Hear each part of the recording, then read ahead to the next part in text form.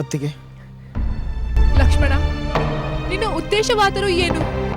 ನನ್ನ ಸಹೋದರನ ಆಜ್ಞೆಯನ್ನು ಪಾಲಿಸುವುದೇ ನನ್ನ ಧರ್ಮ. ಯಾರನ್ನು ತಂದೆಯಂತೆ ದೇವನಂತೆ ನೀನು ಪೂಜ್ಯ ಭಾವನೆಯಿಂದ ಕಾಣುವೆಯೋ, ಯಾರ ಸೇವೆ ಮಾಡಲೆಂದು ನೀನು ಅರಣ್ಯಕ್ಕೆ ಬಂದೆಯೋ, ಅದೇ ರಾಮಚಂದ್ರ ಆಪತ್ತಿಗೆ ಸಿಲುಕಿರುವಾಗ ನೀನು ಇಲ್ಲಿರುವುದರಿಂದ ಏನು ಪ್ರಯೋಜನ? ನಿಮ್ಮನ್ನು ರಕ್ಷಿಸುವುದೇ ಪ್ರಯೋಜನ ಅತ್ತಿಗೆ. ಇಲ್ಲ ಲಕ್ಷ್ಮಣ,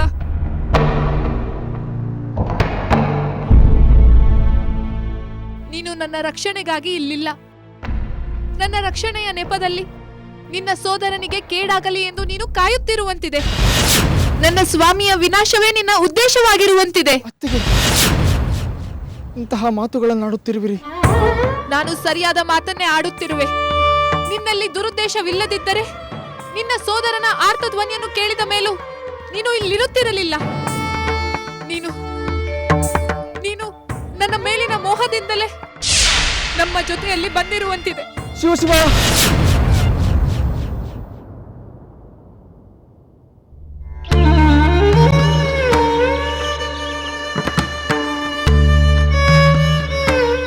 ಸಾಕು ಅತ್ತಿಗೆ, ಸಾಕು.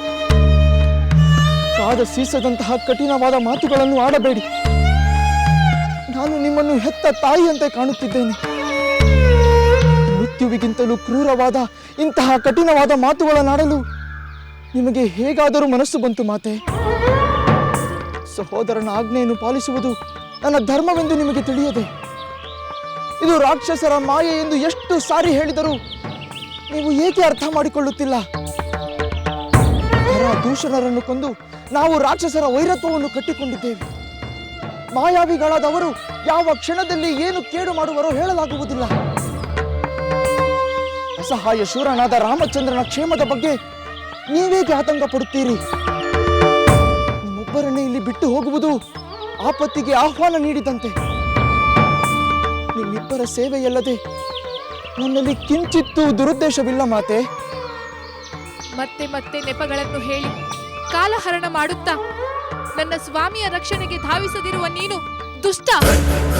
ನನ್ನನ್ನು ಪಡೆದುಕೊಳ್ಳುವ ದುರಾಲೋಚನೆ ಇಲ್ಲದಿದ್ದರೆ ನನ್ನ ಮಾತನ್ನು ನೀನು ಕಡೆಗಣಿಸುತ್ತಿರಲಿಲ್ಲ. ಈ ಕೆಟ್ಟ ಆಸೆಯಿಂದಲೇ ವೇಷಧಾರಿಯಾಗಿ ನೀನು ನಮ್ಮ ಜೊತೆಯಲ್ಲಿ ಅರಣ್ಯಕ್ಕೆ ಬಂದಿರುವೆ.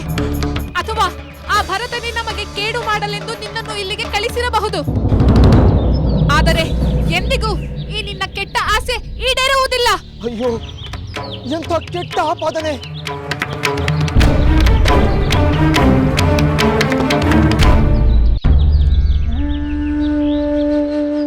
ಮಹಾಮಹಿಮನಾದ ಶ್ರೀರಾಮನ ಮಡದಿಯಾದರೂ ತೀರ ಸಾಮಾನ್ಯ ಹೆಂಗಸಿನಂತೆ ವರ್ತಿಸುತ್ತಿರುವುದನ್ನು ಕಂಡು ಏನು ಮಾಡಬೇಕೆಂದೇ ತೋಚುತ್ತಿಲ್ಲವಲ್ಲ.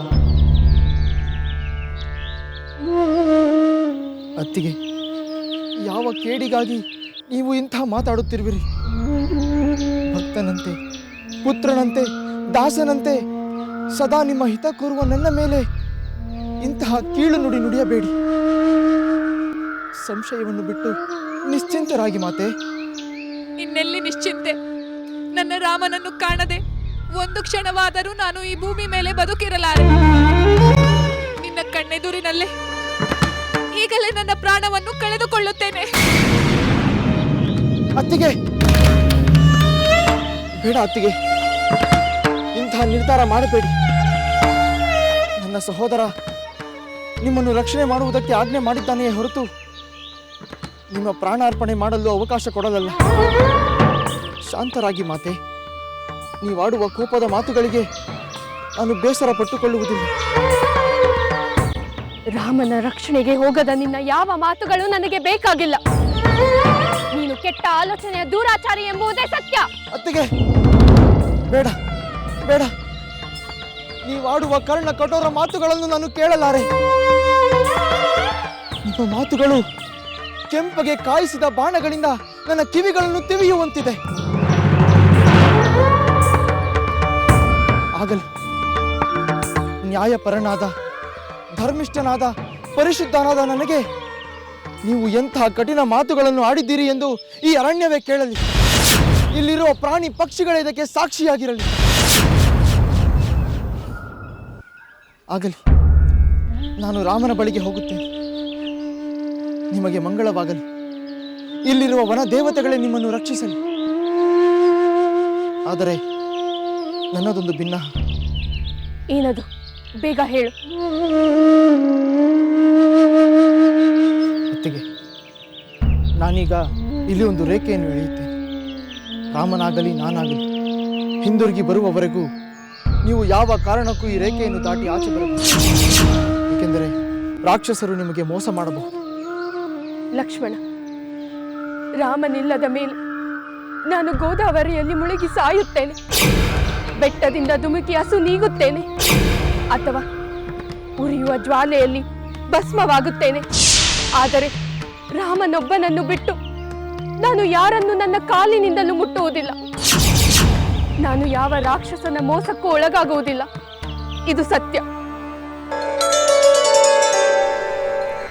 ರಾಕ್ಷಸಕಾದಿಹ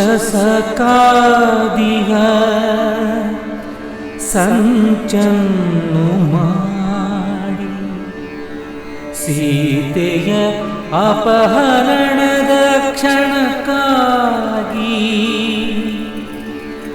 ರಕ್ಷಕನಾಗಿ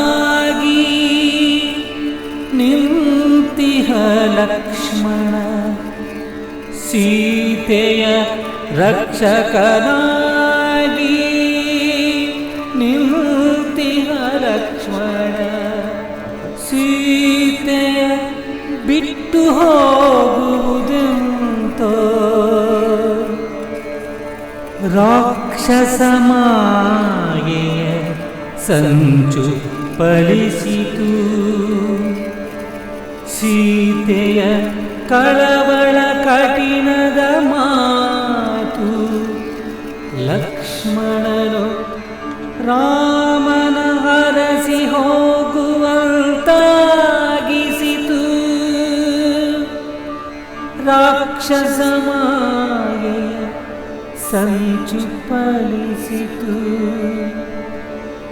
ಸೀತೆಯ ಕಳವಳ ಕಠಿಣದ ಮಾತು ಲಕ್ಷ್ಮಣನು. ಮನಸ್ಸು ಏಕೋ ಅಧೀರವಾಗುತ್ತಿದೆ. ಯಾವುದೋ ಅಪಶಕನದ ಸೂಚನೆ ಇರುವಂತಿದೆ. ನಾನು ರಾಮನ ಜೊತೆಯಲ್ಲಿ ಮರಳಿ ಬಂದಾಗ ಅತ್ತಿಗೆಯನ್ನು ನೋಡುತ್ತೇನೋ ಇಲ್ಲವೋ ಎಂಬ ಸಂದೇಹ ಸುಳಿಯುತ್ತಿದೆ. ವಿಧಿ ಇಟ್ಟಂತಾಗಲಿ. ಇನ್ನು ಇಲ್ಲಿದ್ದು ಅತ್ತಿಗೆಯ ಕ್ರೂರ ಮಾತುಗಳನ್ನು ಕೇಳಲಾರೆ. ನಾನು ಹೋಗಲೇಬೇಕು. ಹೋಗುತ್ತೇನೆ.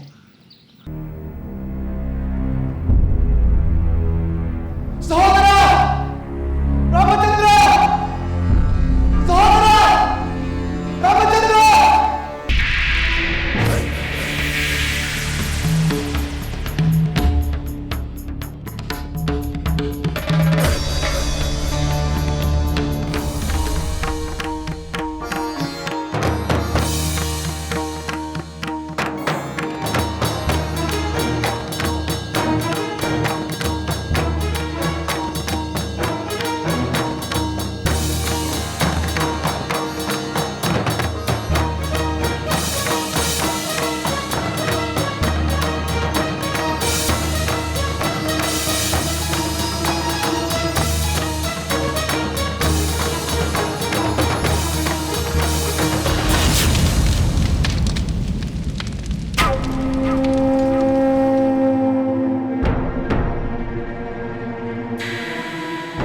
ಓಹೋ, ಸೀತೆಯ ರಕ್ಷಣೆಗೆಂದು ಹಾಕಿದ ಈ ಲಕ್ಷ್ಮಣ ರೇಖೆಯು ಇಷ್ಟೊಂದು ಶಕ್ತಿಯುತವೇ?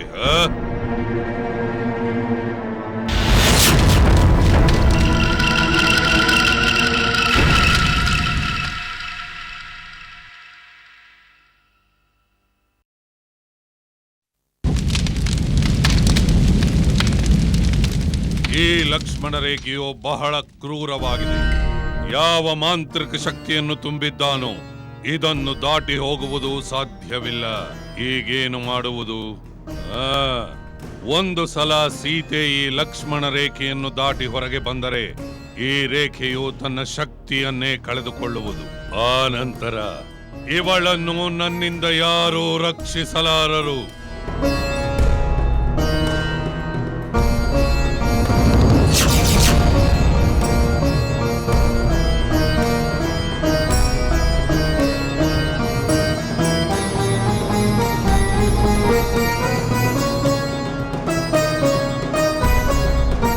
ಭವತಿ ಭಿಕ್ಷಾಂದೇಹಿ.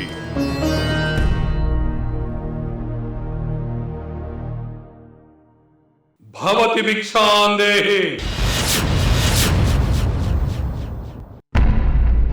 ವಿಪ್ರೋತ್ತಮರಿಗೆ ವಂದನೆಗಳು.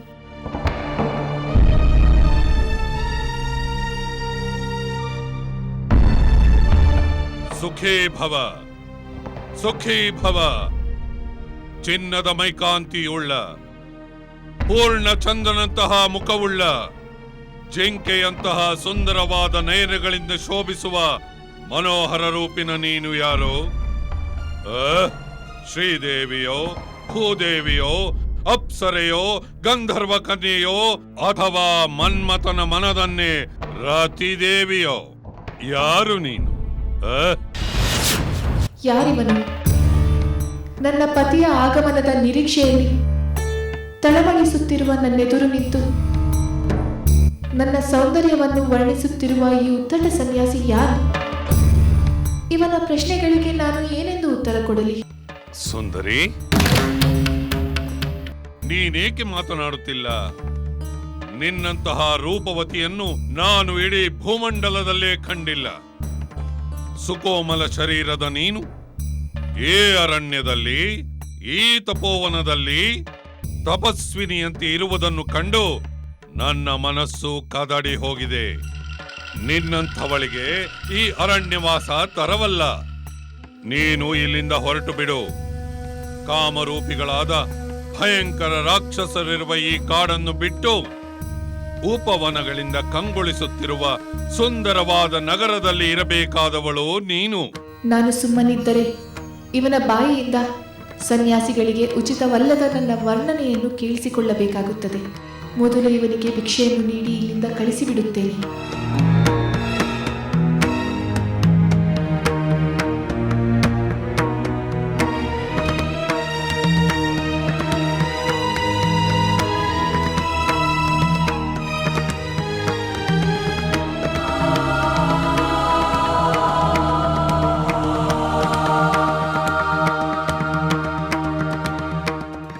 ಬ್ರಾಹ್ಮಣೋತ್ತಮ, ಅರಣ್ಯದಲ್ಲಿ ದೊರೆಯುವ ಉತ್ತಮವಾದ ಫಲಗಳನ್ನು ತಂದಿದ್ದೇನೆ.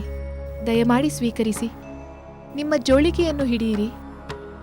ಸುಂದರಿ, ನನ್ನ ಪ್ರಶ್ನೆಗೆ ನೀನು ಸಮಾಧಾನವನ್ನು ಹೇಳಲಿಲ್ಲ. ನಿನ್ನ ಉಪಚಾರ ಆಮೇಲಿರಲಿ. ಮೊದಲು ನನ್ನ ಕುತೂಹಲವನ್ನು ತಣಿಸು. ಇವನು ಬ್ರಾಹ್ಮಣ, ಮೇಲಾಗಿ ಅತಿಥಿ, ತಪಸ್ವಿ ಇದ್ದರೂ ಇರಬಹುದು. ಒಂದು ವೇಳೆ ನಾನು ಉತ್ತರ ಕೊಡದಿದ್ದರೆ ಶಾಪ ಕೊಟ್ಟರೂ ಕೊಡಬಹುದು.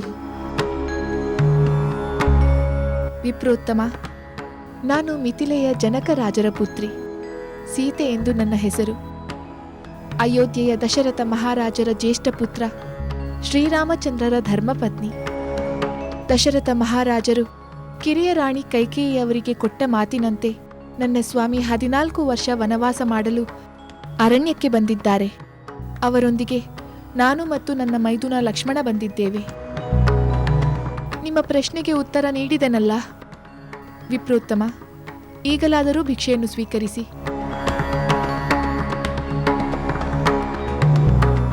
ಸುಂದರಿ, ಸನ್ಯಾಸಿಗಳಾದವರು ಸಂಸಾರಿಗಳ ವಸತಿಯ ಗಡಿಯನ್ನು ದಾಟಬಾರದು. ನೀನೇ ಸ್ವಲ್ಪ ಮುಂದೆ ಬಂದು ನನ್ನ ಜೋಳಿಗೆಗೆ ಭಿಕ್ಷೆಯನ್ನು ಹಾಕು.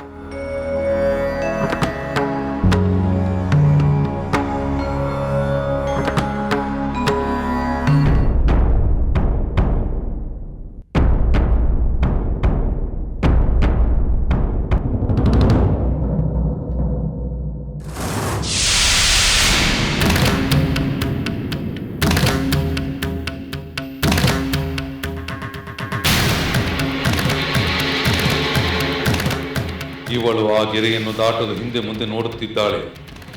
ಅಯ್ಯೋ, ಅಷ್ಟರಲ್ಲಿ ಆ ರಾಮ ಲಕ್ಷ್ಮಣರು ಬಂದು ಬಿಟ್ಟರೆ?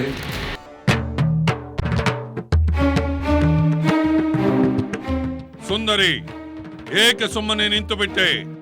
ವಿಪ್ರೋತ್ತಮ, ನಾನು ಹೊರಗೆ ಬರಲಾಗದಂತೆ ನಿರ್ಬಂಧಿತಳಾಗಿದ್ದೇನೆ. ದಯಮಾಡಿ ನೀವೇ ಮುಂದೆ ಬಂದು ಭಿಕ್ಷೆಯನ್ನು ಸ್ವೀಕರಿಸಿ.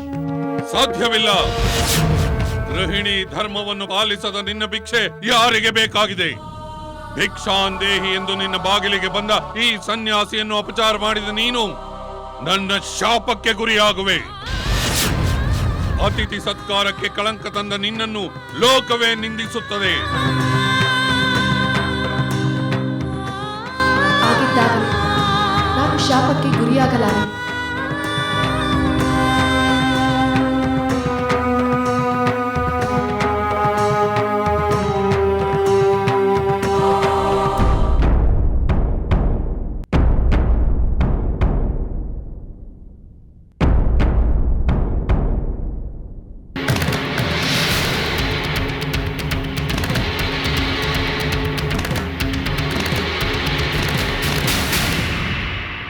ತೆಗೆದುಕೊಳ್ಳಿ, ಭಿಕ್ಷೆಯನ್ನು ಸ್ವೀಕರಿಸಿ.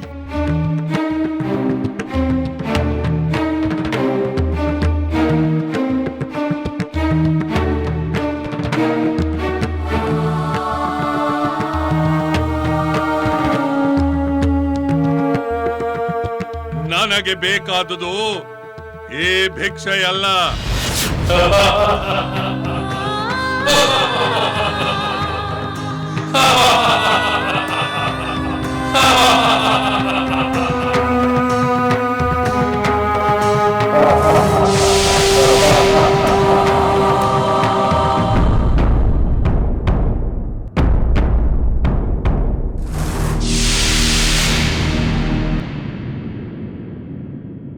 ಎಲ್ಲವೋ ಮಾಯಾವಿ, ವಿಪ್ರನ ವೇಷದಲ್ಲಿ ನನ್ನನ್ನು ವಂಚಿಸಲು ಬಂದಿರುವ ನೀನ್ಯಾರು?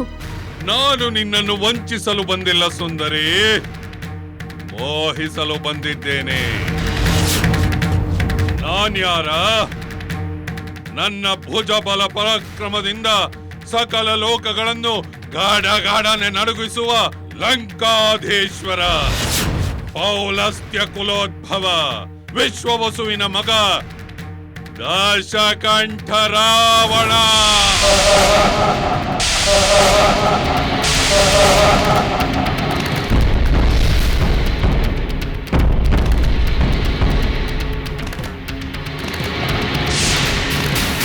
ಛೀ ನೀಚ! ಪೌಲಸ್ತ್ಯ ಮುನಿಯ ಕುಲದಲ್ಲಿ ಜನಿಸಿ ಪರಸ್ತ್ರೀಯನ್ನು ಮೋಹಿಸುತ್ತೇನೆ ಎಂದು ಹೇಳಲು ನಿನಗೆ ನಾಚಿಕೆಯಾಗುವುದಿಲ್ಲವೇ? ನಾನೇನು ಮಾಡಲಿ ಸುಂದರಿ? ನಿನ್ನನ್ನು ನೋಡಿದ ಕ್ಷಣ ನನ್ನ ಪತ್ನಿಯರ ಮೇಲಿನ ವ್ಯಾಮೋಹವೇ ಹೊರಟು ಹೋಗಿದೆ. ನಿನ್ನ ಮೇಲೆ, ಕೇವಲ ನಿನ್ನ ಮೇಲೆ ನನಗೆ ಅತೀವವಾದ ವ್ಯಾಮೋಹ ಉಂಟಾಗಿದೆ. ನನ್ನ ಅಂತಃಪುರದಲ್ಲಿ ನಾನಾ ದೇಶದ ಸುಂದರಿಯರಿದ್ದಾರೆ. ನೀನು ಅವರಿಗೆಲ್ಲ ಅಗ್ರಮಹಿಷಿಯಾಗು. ಸಮುದ್ರದ ಮಧ್ಯದಲ್ಲಿರುವ ನನ್ನ ಲಂಕಾನಗರಿಗೆ ನೀನೇ ಮಹಾರಾಣಿಯಾಗು. ಯಾರೋ ಏನೋ ಆಗಿದ್ದರೆ ನನಗೇನಾಗಬೇಕು? ನೀನು ನನ್ನ ವಿಷಯಗಳನ್ನೆಲ್ಲ ತಿಳಿದುಕೊಳ್ಳಬೇಕು ಸುಂದರಿ. ನೀನು ನನ್ನೊಡನೆ ಲಂಕೆಗೆ ಬಂದರೆ ಈ ಕಠಿಣವಾದ ವನವಾಸದ ಬದುಕನ್ನು ಕ್ಷಣ ಮಾತ್ರದಲ್ಲಿ ಮರೆತು ಬಿಡುವೆ.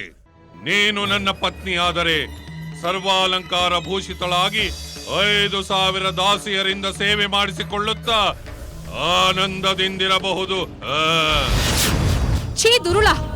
ನಾನು ಮಹಾಗಿರಿಯಂತೆ ಅಚಲನಾದ, ಮಹಾಸಮುದ್ರದಂತೆ ಪ್ರಶಾಂತವಾದ, ಮಹೇಂದ್ರ ಸದೃಶರಾದ ನನ್ನ ಪತಿ ಶ್ರೀರಾಮನನ್ನು ಮಾತ್ರ ಅನುಸರಿಸತಕ್ಕವಳು. ದರಿದ್ರನಂತೆ ನಾರು ಮಡಿಯುಟ್ಟು ವನಚಾರಿಯಾದ ಆ ರಾಮನಿಂದೇನಾಗಬೇಕು? ನನ್ನನ್ನು ಹಿಂಬಾಲಿಸು. ಶೂರನು ರಸಿಕನು ಆದ ರಾವಣನ ವಶಳಾಗು ಸುಂದರಿ. ಮಹೇಂದ್ರ ಸದೃಶರಾದ ನನ್ನ ಪತಿ ಶ್ರೀರಾಮನನ್ನು ಮಾತ್ರ ಅನುಸರಿಸತಕ್ಕವಳು. ದರಿದ್ರನಂತೆ ನಾರು ಮಡಿಯುಟ್ಟು ವನಚಾರಿಯಾದ ಆ ರಾಮನಿಂದೇನಾಗಬೇಕು? ನನ್ನನ್ನು ಹಿಂಬಾಲಿಸು. ಶೂರನು ರಸಿಕನು ಆದ ರಾವಣನ ವಶಳಾಗು ಸುಂದರಿ. ಭ್ರಮೆ, ಬರೀ ಭ್ರಮೆ. ನರಿಯಂತಿರುವ ನೀನು ಸಿಂಹಿಣಿಯಂತಿರುವ ನನ್ನನ್ನು ಬಯಸುತ್ತಿರುವೆ. ಸೂರ್ಯನ ಪ್ರಭೆಗಳನ್ನು ಹೇಗೆ ಮುಟ್ಟಲು ಸಾಧ್ಯವಿಲ್ಲವೋ ನೀನು ಹಾಗೆ ನನ್ನನ್ನು ಮುಟ್ಟಲಾರೆ. ನಿನ್ನ ವ್ಯರ್ಥಾಲಾಪವನ್ನು ಬಿಡು. ನೀನು ಲಂಕೆಯಲ್ಲಿ ಏ ರಾವಣನ ಪಟ್ಟ ಮಹಿಷಿಯಾಗಿ ಮೆರೆಯಲೇಬೇಕು. ಮೂಢ! ರಾಘವನ ಪ್ರಿಯ ಪತ್ನಿಯಾದ ನನ್ನನ್ನು ಬಯಸಿ ನೀನು ನಿನ್ನ ಕಣ್ಣುಗಳನ್ನು ಮುಳ್ಳುಗಳಿಂದ ಚುಚ್ಚಿಕೊಳ್ಳುತ್ತಿರುವೆ. ಕತ್ತಿಯ ಅಲಗನ್ನು ನಾಲಿಗೆಯಿಂದ ನೆಕ್ಕುತ್ತಿರುವೆ. ಕೊರಳಿಗೆ ಕಲ್ಲನ್ನು ಕಟ್ಟಿಕೊಂಡು ಸಮುದ್ರವನ್ನು ದಾಟುವ ಮೂರ್ಖನಂತೆ ನೀನು ನನ್ನನ್ನು ಬಯಸುತ್ತಿರುವೆ. ಸುಂದರಿ, ಆ ರಾಮನ ಮೇಲಿನ ಕುರುಡು ಪ್ರೇಮದಿಂದ ನನ್ನ ಮಹಾಶಕ್ತಿಯನ್ನು ಅರಿಯದಿರುವೆ. ಮಹಾಶಕ್ತಿ? ಎಂತಹ ಮಹಾಶಕ್ತಿ? ಕಳ್ಳನಂತೆ ನನ್ನನ್ನು ಅಪಹರಿಸಲು ಬಂದಿರುವ ನಿನ್ನ ಮಹಾಶಕ್ತಿಯನ್ನು ಅಭಿನಂದಿಸಬೇಕೆ? ನೀನೆಲ್ಲಿ? ನನ್ನ ರಾಮನೆಲ್ಲಿ? ಅಮೃತಕ್ಕೂ ನವಣಿಯ ಗಂಜಿಗೂ ಎಲ್ಲಿಂದ ಎಲ್ಲಿಯ ಹೋಲಿಕೆ? ಸಾಕು ಮಾಡು ಆ ನಿನ್ನ ರಾಮನ ಗುಣಗಾನವನ್ನು. ನನ್ನ ಪ್ರತಾಪವನ್ನು ಕೇಳು. 10 ತಲೆಗಳ ದಶಕಂಠನಾದ ನನಗೆ ದೇವದಾನವ ಯಕ್ಷ ಗಂಧರ್ವ ಕಿನ್ನರ ಕಿಂಪುರುಷಾದಿಗಳು ಹೆದಾರಿ ಗಾಢನೆ ನಡುಗುತ್ತಾರೆ. ಮೃತ್ಯುವಿಗೆ ಮೃತ್ಯುವಾಗಿರುವ ನಾನು ನಿನ್ನನ್ನು ಮೋಹಿಸಿರುವುದಕ್ಕೆ ನೀನು ಹೆಮ್ಮೆ ಪಡಬೇಕು ಸುಂದರಿ. ನನ್ನೊಂದಿಗೆ ಬಾ. ಛೀ ನೀಚ, ದೂರ ಸೆರೆ. ಇಷ್ಟರಲ್ಲೇ ಲಕ್ಷ್ಮಣನೊಂದಿಗೆ ಬರುವ ನನ್ನ ಸ್ವಾಮಿ ನಿನ್ನ ನಿರ್ನಾಮ ಮಾಡುತ್ತಾರೆ. ಸ್ವಾಮಿ? ಇನ್ನೆಲ್ಲಿಯ ಸ್ವಾಮಿ? ಮಾಯಾ ಜಿಂಕೆಯಿಂದ ದಿಕ್ಕು ತಪ್ಪಿ ಅರಣ್ಯದಲ್ಲೆಲ್ಲೋ ಅಲೆದಾಡುತ್ತಿರುತ್ತಾನೆ.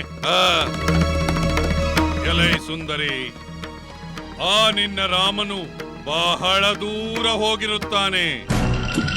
ಅವನು ಇಲ್ಲಿಗೆ ಬಂದು ಸೇರುವಷ್ಟರಲ್ಲಿ ನಾವು ಎಲ್ಲಿರುವುದಿಲ್ಲ. ಅಗೋ ನೋಡು ನನ್ನ ಪುಷ್ಪಕ ವಿಮಾನ.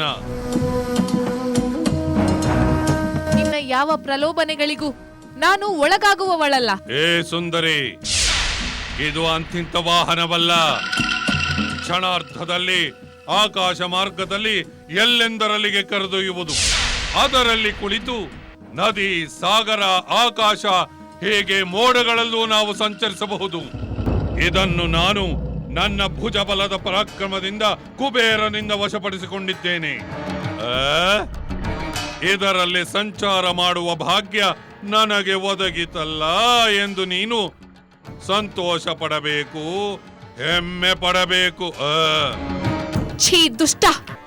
ಕುಲಸ್ತ್ರೀಯರು ತಮ್ಮ ಪತಿವ್ರತಾ ಧರ್ಮವನ್ನು ನಿಷ್ಠೆಯಿಂದ ಪಾಲಿಸುತ್ತಾರೆ ವಿನಃ ನಿನ್ನಂತಹ ನೀಚನ ವೈಭವವನ್ನು ತೃಣಕ್ಕಿಂತ ಕಡೆಯಾಗೆ ಭಾವಿಸುತ್ತಾರೆ.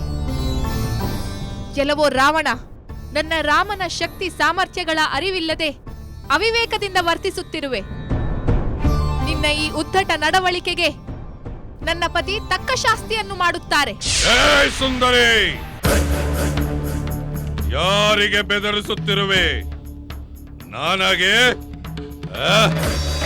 ನಾನು ಯಾರ ಬೆದರಿಕೆಗೂ ಬಗ್ಗುವನಲ್ಲ. ನನ್ನ ಮುಖವನ್ನು, ಪ್ರಚಂಡ ರಾವಣನ ಮುಖವನ್ನು ನೋಡಿದೊಡನೆ ಇಂದ್ರಾದಿ ದೇವತೆಗಳು ಗಾಢನೆ ನಡುಗುತ್ತಾರೆ. ನಾನಿರುವಿಡೆ ಗಾಳಿಯು ತಂಪಾಗಿ ಬೀಸುತ್ತದೆ. ಸೂರ್ಯನು ತನ್ನ ತೀಕ್ಷ್ಣತೆಯನ್ನು ಕಡಿಮೆ ಮಾಡಿಕೊಳ್ಳುತ್ತಾನೆ. ನದಿಗಳು ನಿಧಾನವಾಗಿ ಹರಿಯುತ್ತವೆ. ಸುಂದರಿ, ಇನ್ನು ನನಗೆ ಹೆಚ್ಚು ಸಮಯವಿಲ್ಲ. ಬಾ ನನ್ನೊಡನೆ.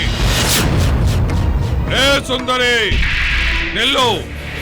ನನ್ನ ಸಹನೆಯನ್ನು ಪರೀಕ್ಷಿಸಬೇಡ. ಪುಷ್ಪಕ ವಿಮಾನವನ್ನು ಏರು. ದುಷ್ಟ, ದಾರಿ ಬಿಡು. ಇನ್ನೇನು ಬರುವ ನನ್ನ ಸ್ವಾಮಿ ನಿನ್ನ ವಂಚನೆಯ ಸಂಚನ್ನು ಧೂಳಿಪಟ ಮಾಡುತ್ತಾರೆ. ಆ ರಾಮನು ಬಂದರೆ ತಾನೆ. ಅವನು ಬರುವನೆಂಬ ಭ್ರಮೆ ಬೇಡ ನಿನಗೆ. ಅವನಿಗಾಗಿ ಏಕೆ ಹಂಬಲಿಸುವೆ? ರಾಜ್ಯ ಭ್ರಷ್ಟನಾದ ಅವನನ್ನು ಹಿಂಬಾಲಿಸಿ ನೀನು ಪಡೆದ ಸುಖವಾದರೂ ಏನು? ದಟ್ಟವಾದ ಈ ಅರಣ್ಯದಲ್ಲಿ ತಾಪಸಿ ಜೀವನ, ಪರ್ಣಕುಟಿಯಲ್ಲಿ ವಾಸ, ನಾರು ಮಡಿ, ಗೆಡ್ಡೆ ಗೆಣಸುಗಳ ಆಹಾರ. ನಿನ್ನಂತ ಸುಂದರಿಗೆ ಇದು ತಕ್ಕುದಲ್ಲ. ರಾಕ್ಷಸರ ರಾಜನಾದ ಲಂಕಾಧೀಶ್ವರ ರಾವಣ ನಿನ್ನನ್ನೇ ಅರಸಿ ಬಂದಿದ್ದಾನೆ. ಅದನ್ನು ನಿರಾಕರಿಸಬೇಡ. ಸುಮ್ಮನೆ ನನ್ನೊಡನೆ ನಡಿ. ಮೂಢ! ಸರ್ವಲೋಕದ ಜನರು ಪೂಜಿಸುವ ಆ ಕುಬೇರನ ಸೋದರನಾಗಿ ನೀನು ಇಂಥ ಪಾಪ ಕಾರ್ಯವನ್ನು ಮಾಡುತ್ತಿರುವೆಯಲ್ಲ. ಜಿತೇಂದ್ರಿಯನಲ್ಲದ ಕ್ರೂರಿಯಾದ ನಿನ್ನನ್ನು ರಾಜನಾಗಿ ಹೊಂದಿರುವ ಆ ರಾಕ್ಷಸ ಕುಲ ನಿನ್ನ ಕಾರಣದಿಂದಲೇ ನಾಶವಾಗುತ್ತದೆ. ಲೋಕಗಳೇ ಸರ್ವನಾಶವಾದರೂ ರಾವಣನು ನಾಶವಾಗುವುದಿಲ್ಲ. ಅಜೇಯನಾದ ಈ ಪ್ರಚಂಡ ರಾವಣನನ್ನು ನಾಶಪಡಿಸಲು ಯಾರಿಂದಲೂ ಸಾಧ್ಯವಿಲ್ಲ. ವಿಯೋಗದ ದುಃಖಕ್ಕೆ ಎಣೆಯಿಲ್ಲವಂತೆ ವಿಧಿನೇದ ಬಲೆಯೋ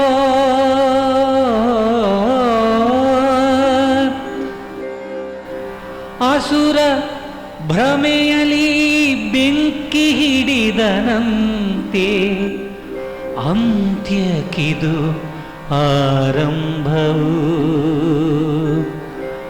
ಅಂತ್ಯಕ್ಕಿದು ಆರಂಭವು.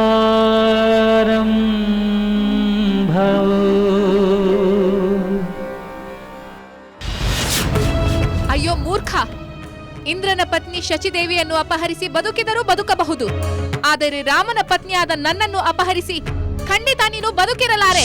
ಏ ಸುಂದರಿ, ನನ್ನ ಶಕ್ತಿ ಸಾಮರ್ಥ್ಯಗಳನ್ನರಿಯದೆ ಬಡಬಡಿಸುತ್ತಿರುವೆ. ಏ ನನ್ನ ಭುಜಬಲದಿಂದ ಇಡೀ ಭೂಮಂಡಲವನ್ನೇ ಅಲುಗಾಡಿಸಬಲ್ಲೆ, ಇಡೀ ಸಾಗರವನ್ನೇ ಆಪೋಷಣ ತೆಗೆದುಕೊಳ್ಳಬಲ್ಲೆ. ಒಲೆದು ಬಂದವನನ್ನು ನಿರಾಕರಿಸಿದ ಮೂರ್ಖ ಹೆಣ್ಣೆ, ನಿನ್ನನ್ನು ಹೇಗೆ ಒಲಿಸಿಕೊಳ್ಳುವುದೆಂದು ನನಗೆ ಚೆನ್ನಾಗಿ ತಿಳಿದಿದೆ. ವೃಥಾ ಕಾಲಹರಣ ಮಾಡಬೇಡ, ನಡಿ ನನ್ನೊಂದಿಗೆ. ಸ್ವಾಮಿ, ಸ್ವಾಮಿ, ಸ್ವಾಮಿ, ನನ್ನನ್ನು ರಕ್ಷಿಸಿ! ಈ ದುಷ್ಟ ನನ್ನನ್ನು ಅಪಹರಿಸಿಕೊಂಡು ಹೋಗುತ್ತಿದ್ದಾನೆ. ಲಕ್ಷ್ಮಣ, ಲಕ್ಷ್ಮಣ, ನನ್ನನ್ನು ರಕ್ಷಿಸು! ಸ್ವಾಮಿ, ಸ್ವಾಮಿ, ಈ ದುರುಳ ನನ್ನನ್ನು ಅಪಹರಿಸಿಕೊಂಡು ಹೋಗುತ್ತಿದ್ದಾನೆ. ನನ್ನನ್ನು ಕಾಪಾಡಿ.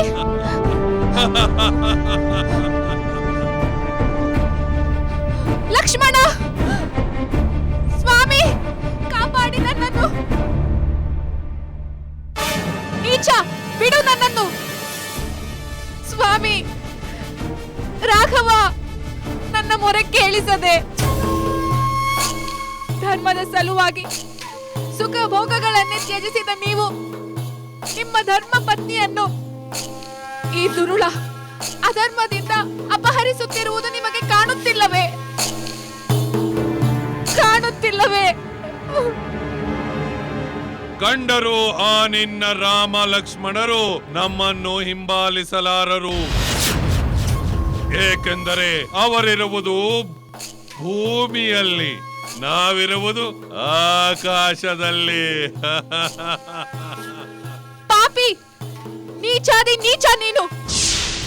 ಕಾಲವಶನಾಗಿ ನೀನು ನಿನ್ನ ಮೃತ್ಯುವನ್ನು ನೀನೇ ಆಹ್ವಾನಿಸುತ್ತಿರುವೆ. ನಿನ್ನ ಈ ಕ್ರೂರ ಕರ್ಮದ ಫಲಿತಾಂಶವನ್ನು ಅರಿಯದೆ ಅನಾಗರಿಕನಂತೆ ಅಟ್ಟಹಾಸ ಮಾಡಬೇಡ. ನನ್ನ ರಾಮನಿಂದ ನಿನ್ನ ಮರಣಕ್ಕೆ ನೀನೇ ಮುನ್ನುಡಿಯನ್ನು ಬರೆದುಕೊಂಡಿರುವೆ. ಮರಣ, ನನಗೆ ಮರಣ? ಏ ದಶಕಂಠ ರಾವಣನಿಗೆ ಮರಣ?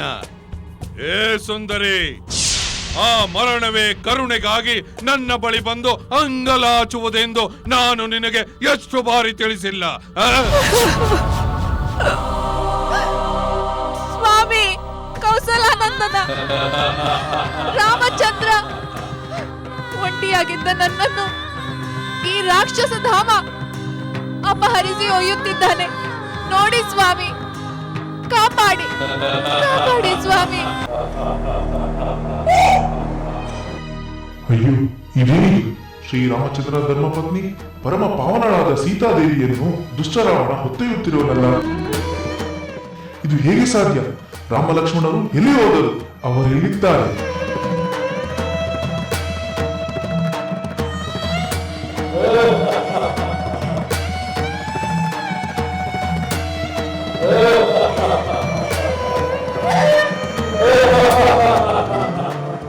ನಿಲ್ಲು ರಾವಣ, ನಿಲ್ಲು! ನೀನು ಯಾರನ್ನು ಅಪಹರಿಸಿಕೊಂಡು ಹೋಗುತ್ತಿರುವೆಂಬುದು ತಿಳಿದಿದೆ.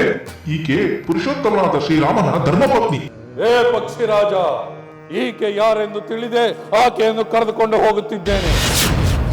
ಏ ತ್ರಿಲೋಕ ಸುಂದರಿಯನ್ನು ಲಂಕೆಗೆ ಕರೆದೊಯ್ದು ನನ್ನ ಪಟ್ಟ ಮಹಿಷಿಯನ್ನಾಗಿ ಮಾಡಿಕೊಳ್ಳುತ್ತೇನೆ.